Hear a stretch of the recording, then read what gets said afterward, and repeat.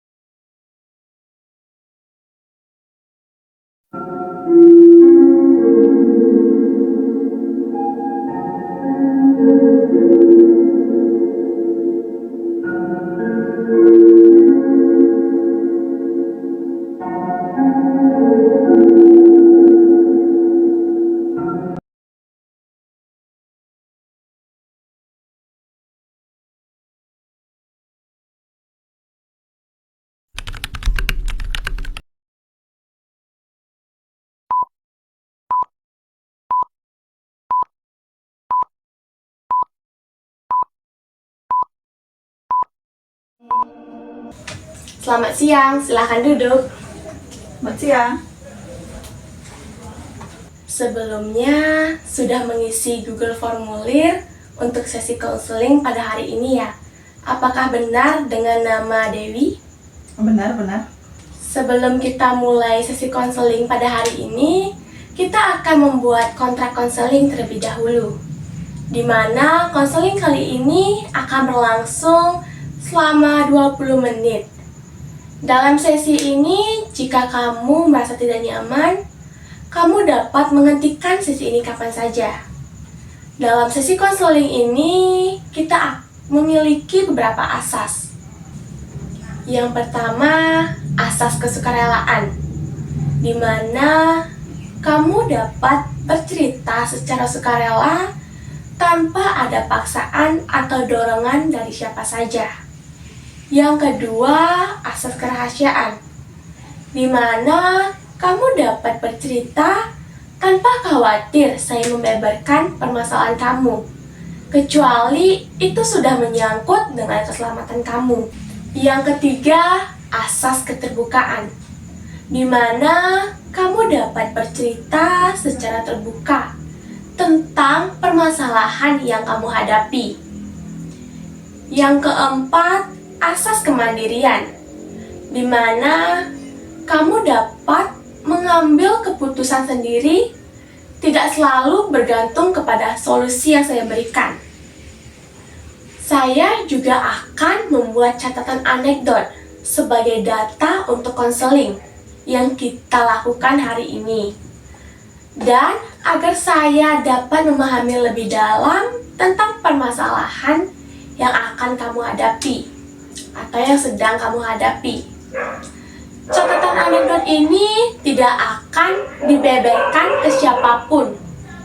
Dan juga, apakah kamu setuju saya membuat catatan anekdot ini? Dan apakah kamu setuju dengan kontrak konseling yang saya berikan? Saya setuju, Bu. Baik, bisa ceritakan apa yang sedang kamu rasakan atau permasalahan apa yang akhir-akhir ini kamu hadapi? Jadi gini, Bu. Saya itu sulit untuk bergaul dengan orang lain. Gimana perasaan kamu saat berada di sekeliling orang yang belum kamu kenal? Saya merasa kurang cocok, Bu, berada di sekitar orang baru.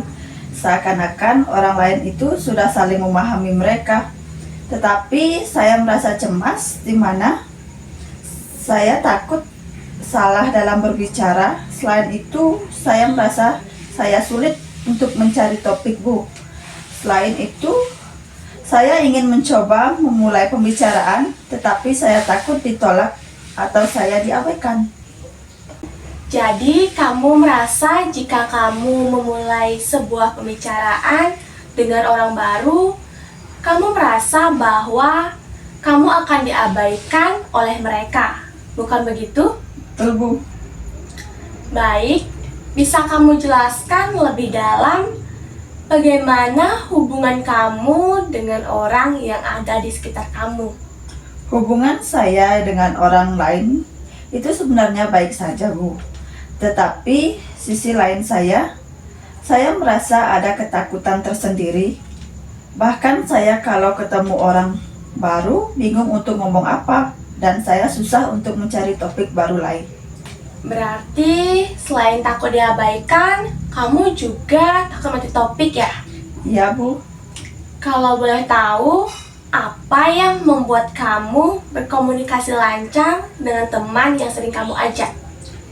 Saya kalau bersama teman dekat biasa saja, Bu. Nyaman dan gak takut salah ngomong. Jadi ketika kamu merasa nyaman dan sudah kenal dekat dengan orangnya, kamu dapat berbicara lancar tanpa takut salah omong. Iya, Bu. Saya kalau sudah dekat sama orang yang sudah kenal lama, saya bisa ngomong tentang apa saja.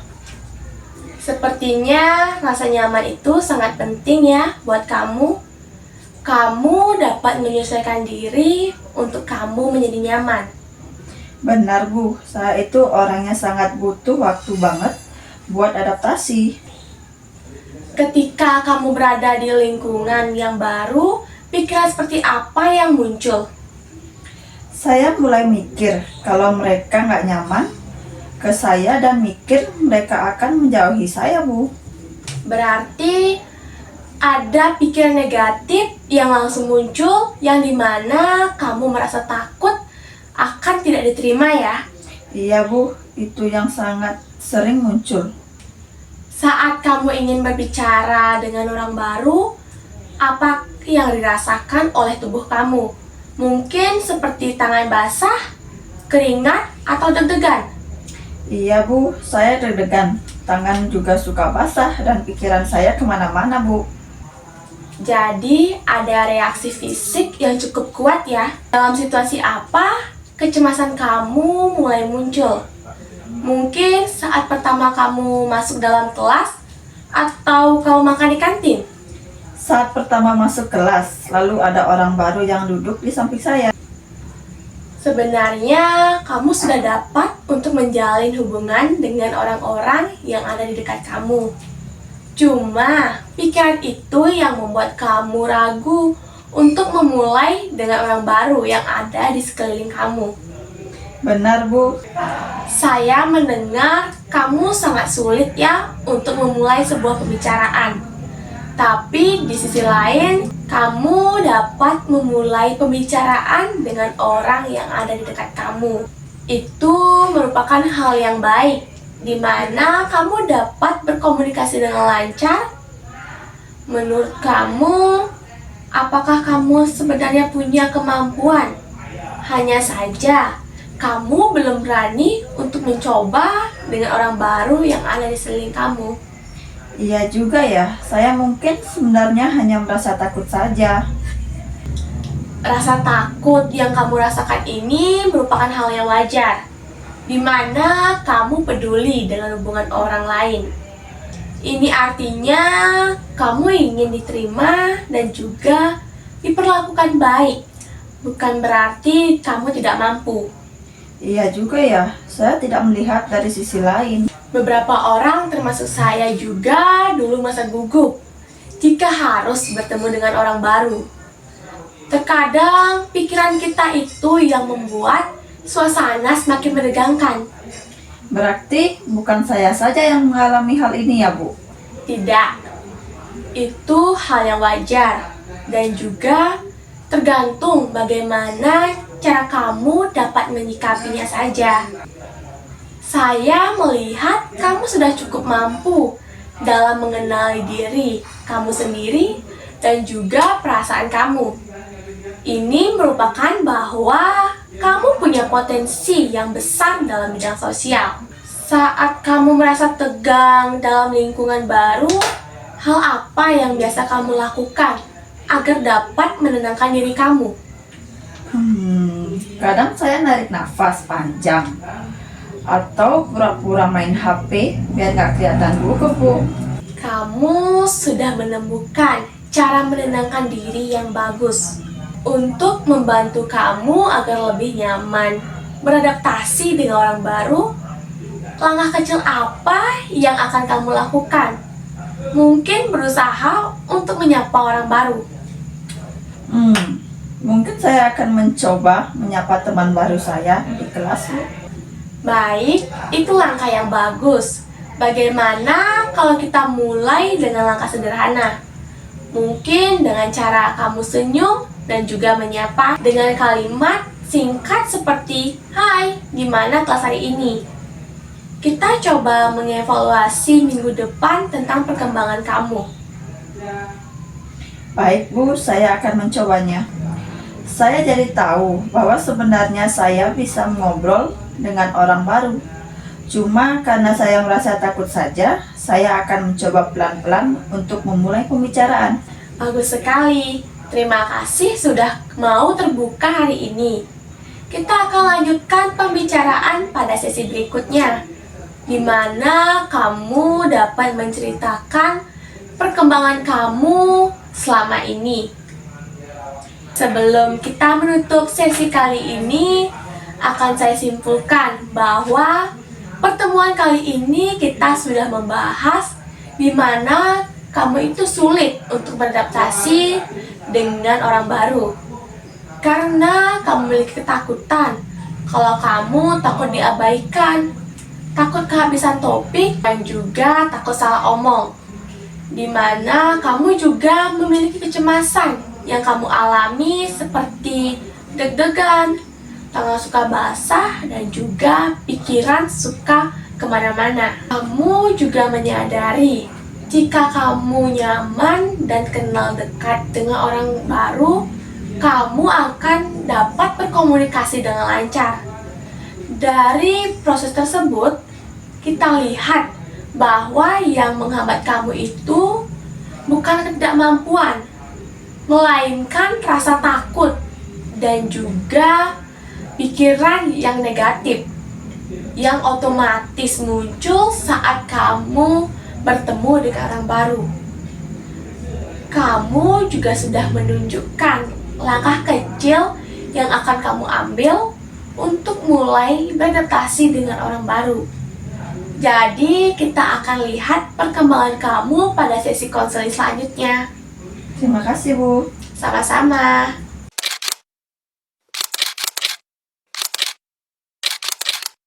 Demikian sesi mikrokonseling yang telah saya lakukan pada kesempatan ini. Melalui tugas ini, saya dapat berlatih menerapkan berbagai keterampilan dasar konseling, mulai dari attending, paraphrasing, reflection, juga reframing. Saya juga dapat belajar untuk menjaga sikap tetap empatik, terbuka, serta membangun hubungan yang nyaman dengan konseling. Saya menyadari masih banyak hal yang perlu saya kembangkan, baik dalam penggunaan teknik maupun dalam pengelolaan alur konseling, dan juga cara berbicara tanpa adanya berbelit-belit. Namun melalui tugas ini, saya merasa lebih memahami proses konseling dan semakin siap untuk melakukan praktek secara lebih baik masa yang akan datang. Semoga tugas ini dapat membuat kemampuan konseling saya dapat terus meningkat. Terima kasih.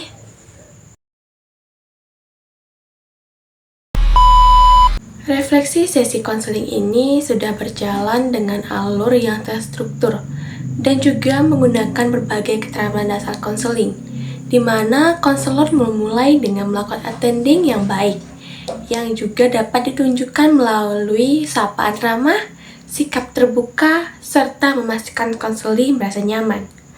Di mana kontrak konseling disampaikan secara jelas, termasuk asas-asas konseling seperti kesukarelaan, kerahasiaan, keterbukaan, dan juga kemandirian. Di mana hal ini membantu membangun rasa aman bagi konseli sehingga ia bersedia terlibat secara lebih terbuka.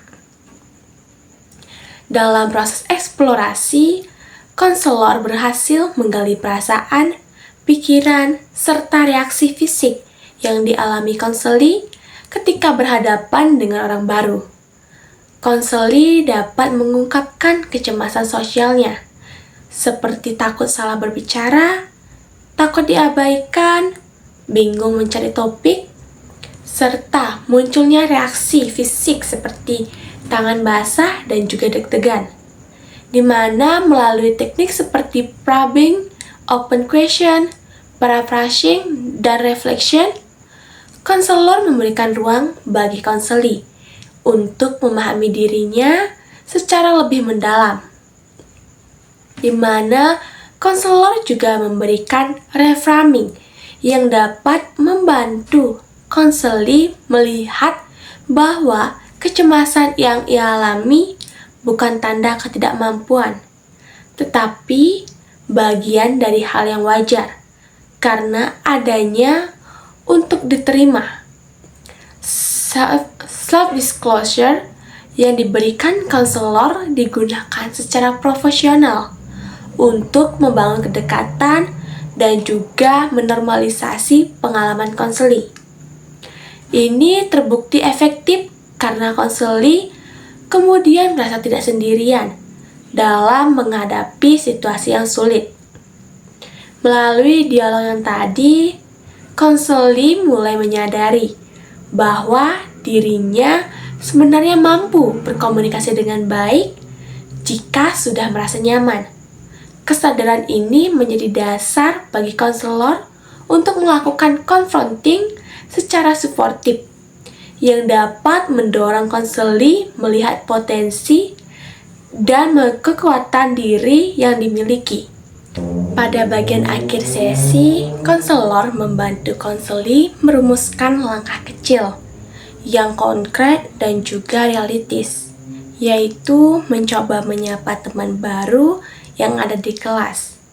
Goal setting dan juga action planning dibuat secara sederhana, namun aplikatif sehingga dapat dilaksanakan oleh konseli, di mana konselor juga memberikan penguatan secara positif agar konseli semakin percaya diri untuk mencoba perilaku yang baru. Dari keseluruhan tadi, sesi ini sudah cukup berlangsung secara efektif, di mana konseling juga menunjukkan perkembangan dalam memahami pola pikir negatif yang dapat menghambatnya, dan juga dapat mengenali kekuatan pribadi, serta mampu menentukan langkah awal untuk meningkatkan kemampuan adaptasi sosialnya. Pada sesi ditutup dengan kesimpulan yang jelas, serta ajakan untuk melakukan proses pada pertemuan berikutnya, sehingga keberlanjutan konseling tetap terjaga. Kenapa lanjut?